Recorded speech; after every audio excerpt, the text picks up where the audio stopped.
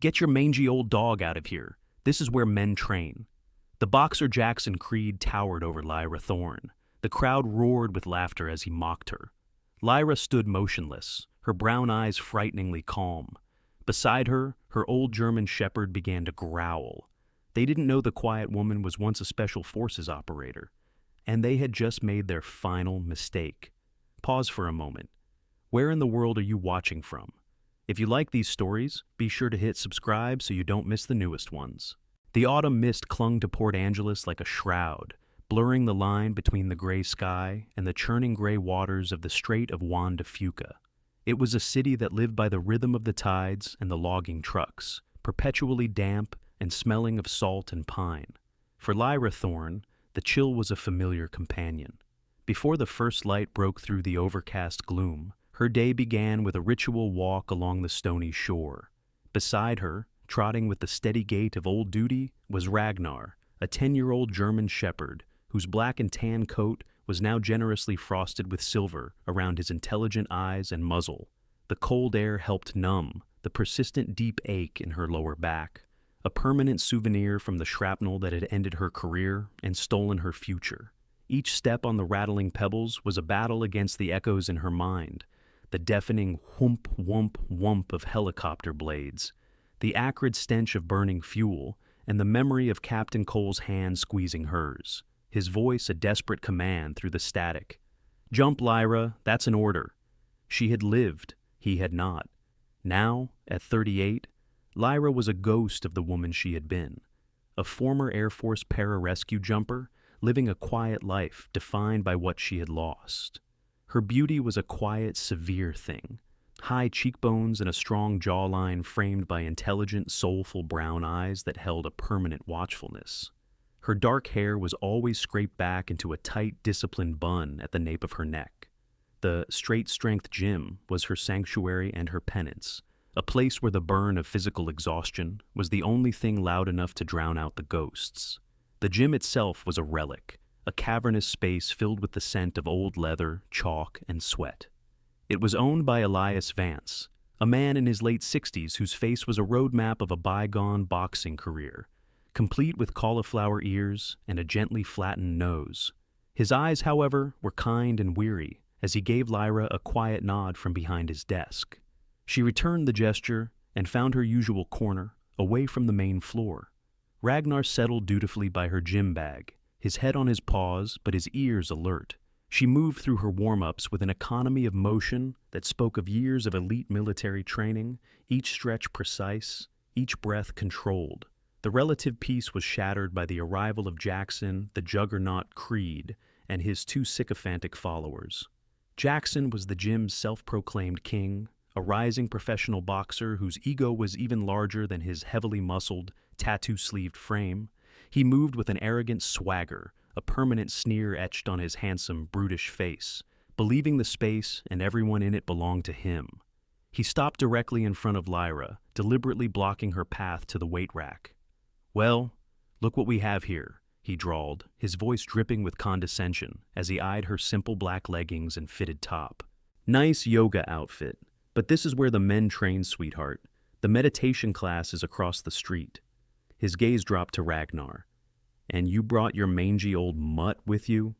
Lyra didn't flinch. She simply met his gaze, her brown eyes as calm and unreadable as the deep ocean waters. She slowly reached down and stroked Ragnar's head, a silent command for the dog to stand down as a low growl rumbled in his chest. Her absolute stillness, her refusal to be provoked, seemed to infuriate Jackson more than any retort could have. He scoffed, shaking his head. "Whatever. Just stay out of the way." He shouldered past her, leaving a wake of tension, but a line had been drawn. Across the gym, oblivious to the quiet confrontation, Maya Garcia, 17 and all fierce determination, unleashed a blistering combination on a heavy bag.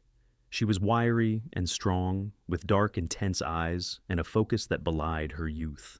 Elias watched her, a proud, fatherly smile on his face. "That's it, Maya. Keep that left elbow up." He saw championship potential in her, a raw talent he was carefully honing.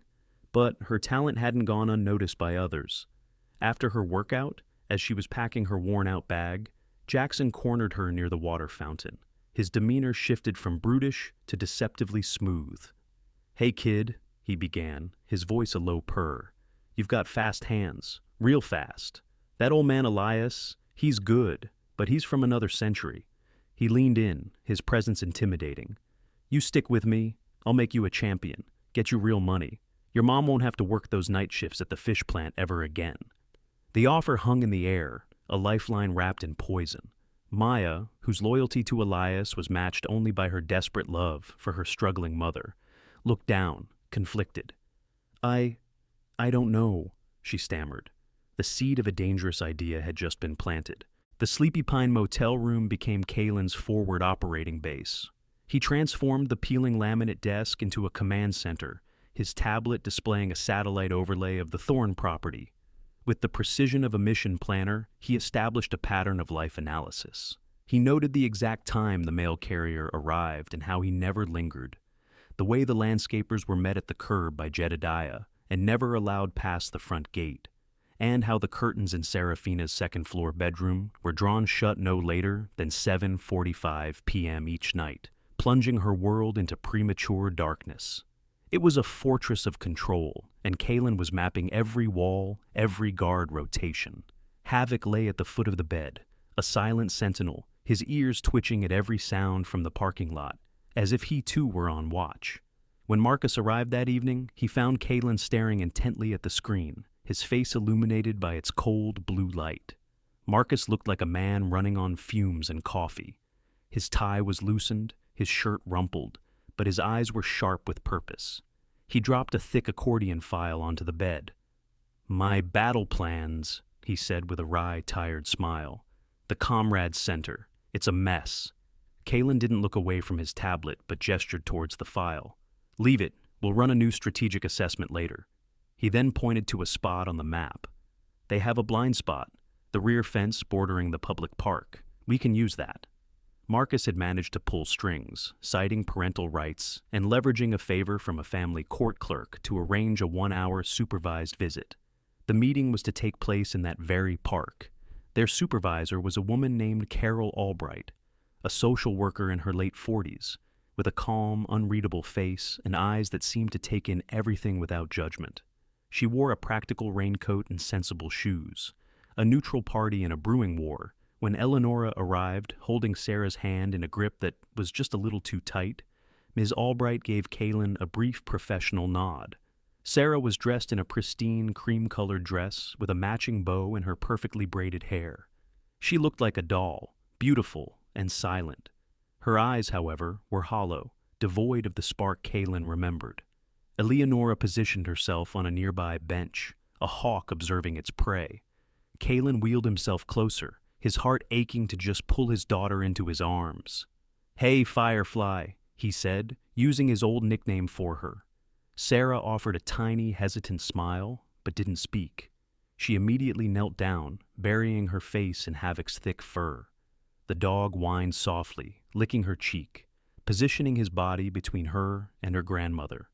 For the next 45 minutes, Kalen tried to draw her out, talking about school, about Havoc's silly antics, about the stars.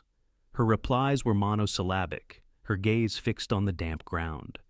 As Ms. Albright signaled their time was nearly up, a knot of desperation tightened in Kalen's chest. This was a failure. He had learned nothing. But then, Havoc acted. The dog, who had been a comforting, passive presence, suddenly lifted his head. He nudged Sarah's small backpack with his nose, then looked directly at Kalen and let out a soft, single woof. It wasn't a playful bark. It was a signal, an alert he'd been trained to give. "What is it, boy?" Kalen asked. Eleonora stood up abruptly. "It's nothing, just her school things. We need to go." Her voice was sharp, edged with a sudden panic that set off every alarm in Kalen's head. "Let me see," Kalen said, his tone quiet but unyielding. He reached for the small, unicorn-themed backpack. Eleonora took a step forward, but a single glance from Ms. Albright stopped her in her tracks. Kalen unzipped the main pocket. Inside, tucked beneath a coloring book, was a single sheet of paper, folded into a tiny square. He carefully unfolded it. It was a child's drawing, rendered in wax crayon. On the page, a stick figure of a man in a wheelchair, a small girl, and a large dog stood together inside a bright yellow circle of sunlight. But surrounding the circle, pressing in from all sides, were two enormous dark figures. They were just shapeless shadows, but they had long, grasping fingers and glowing red eyes that stared menacingly at the three figures in the light. It wasn't a drawing, it was a voiceless scream, a map of his daughter's terror. The air inside Straight Strength Gym was thick and electric, a suffocating mixture of cheap popcorn, sweat, and nervous anticipation. The annual charity fundraiser had been twisted into the Juggernaut's Gauntlet, a spectacle designed for the sole purpose of glorifying Jackson Creed. Temporary floodlights cast harsh shadows, making the boxing ring in the center of the room look like a stage for a public execution. Rico Gallo moved through the dense crowd like a shark, his cheap cologne cloying in the air. While he glad-handed local business owners, his thumbs were busy on his phone, discreetly managing a network of illegal side bets on how many seconds each challenger would last. Lyra and Maya found a spot in the back, Lyra standing with her arms crossed, a silent observer, while Maya nervously chewed on her thumbnail. Jackson entered the ring to a blast of aggressive rock music, soaking in the mix of boos and cheers. He was a gladiator in his element.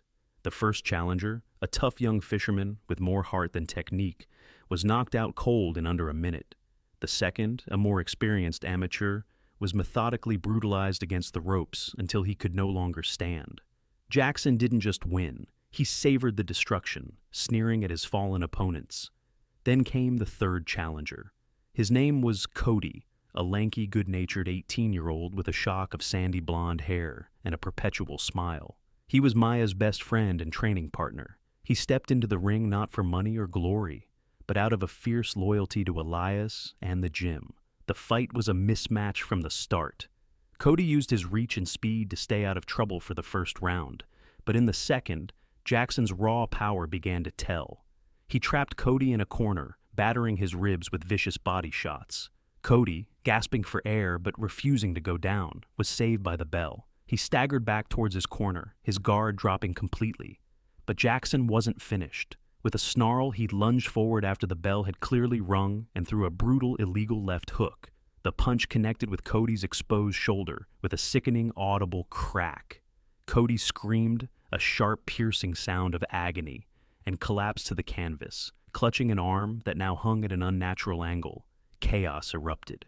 Elias vaulted into the ring, his face a mask of pure fury as he knelt beside the writhing teenager. Rico was instantly at the referee's ear, whispering and gesturing, trying to spin the blatant foul into an accident. In the back of the room, Lyra watched the scene unfold, a cold, familiar calm descending over her. She saw Maya's face, streaked with tears of rage and fear. She saw the calculated cruelty in Jackson's eyes. She saw the violence and injustice poisoning a place she had just begun to think of as a refuge. In that moment, the mission parameters became clear. This was no longer a personal grievance. This was a threat that needed to be neutralized. As all eyes were fixed on the drama in the ring, Maya, fueled by a surge of desperate courage, discreetly raised her phone. Shielding the screen with her body, she hit record, capturing the entire ugly aftermath of Jackson's assault. She knew, with a certainty that chilled her, that this footage was important.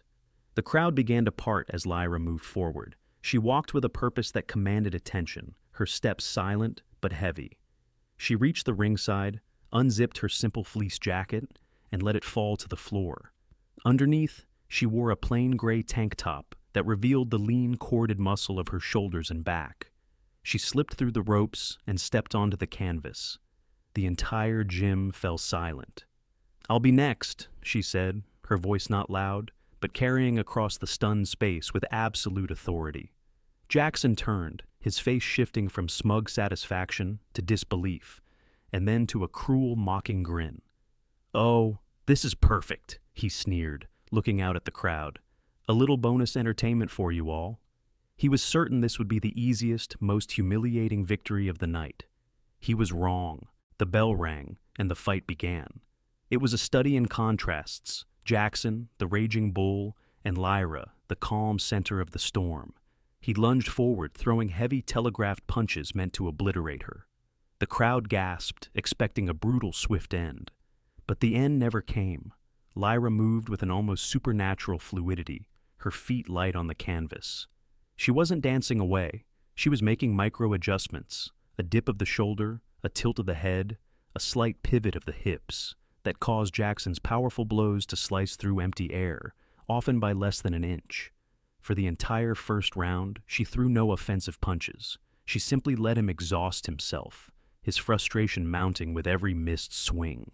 The grunts of effort turned into growls of fury as he punched himself into a state of ragged breathing. The crowd's mood shifted from bloodlust to stunned fascination.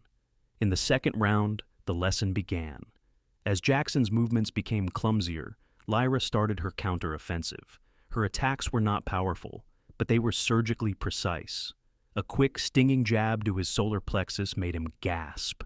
A short, sharp hook to the ribs made him wince and lower his guard.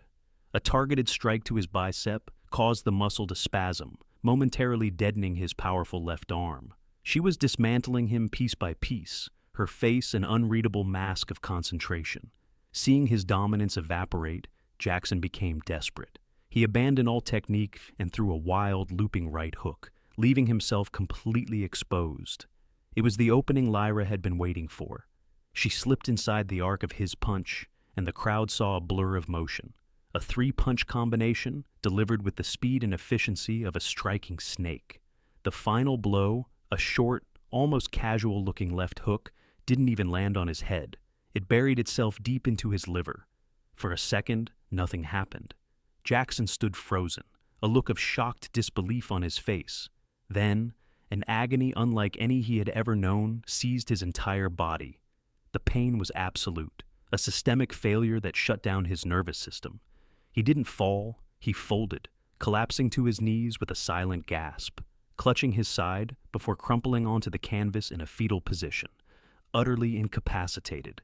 Lyra stepped back, her breathing steady. The fight was over. Before the shock in the gym could even dissipate, Elias was already waving over two uniformed police officers who had been providing security for the event.